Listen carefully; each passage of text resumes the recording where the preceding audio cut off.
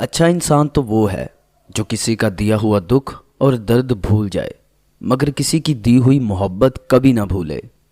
جو ہم سوچتے ہیں وہ ہوتا نہیں، اور جو ہوتا ہے اس کا علم نہیں، اور جو ہوگا وہ بہترین ہوگا۔ جب تم بغیر کسی وجہ سے خوشی محسوس کرو تو یقین کر لو کہ کوئی نہ کوئی کہیں نہ کہیں آپ کے لیے دعا کر رہا ہے۔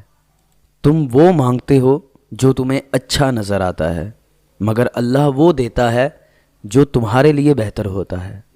تعلق برقرار رکھنا ہو تو اچھائی بیان کرتے رہو، اور تعلق ختم کرنا ہو تو سچائی بیان کر دو۔ جب لوگ تمہیں تکلیف میں اکیلا چھوڑ دیں تو جان لو کہ اللہ تعالیٰ تمہارے کام کا ذمہ خود لینا چاہتا ہے۔ اپنے الفاظ کے غلام بننے سے بہتر ہے کہ اپنی خاموشی کے حکمران بن جائیں۔ انسان کو اللہ کی محبت تب نظر آتی ہے جب اسے دنیا کی محبت تھکا دیتی ہے۔ صرف دو لوگ آپ کو صحیح طرح سمجھ سکتے ہیں، ایک وہ جو آپ کے حالات سے گزرا ہو، اور دوسرا وہ جو آپ سے شدید محبت کرتا ہو۔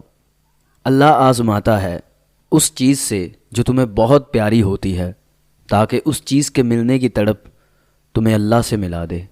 سچائی ہمیشہ خاموش رہنے والے انسانوں کے اندر ہی ملتی ہے، جھوٹ بولنے والے تو ہمیشہ شور مچاتے ہیں۔ تمام رشتوں میں سب سے کمزور رشتہ تمہارے جسم اور تمہاری روح کا ہے، نہ جانے کس وقت اور کہاں ٹوٹ جائے۔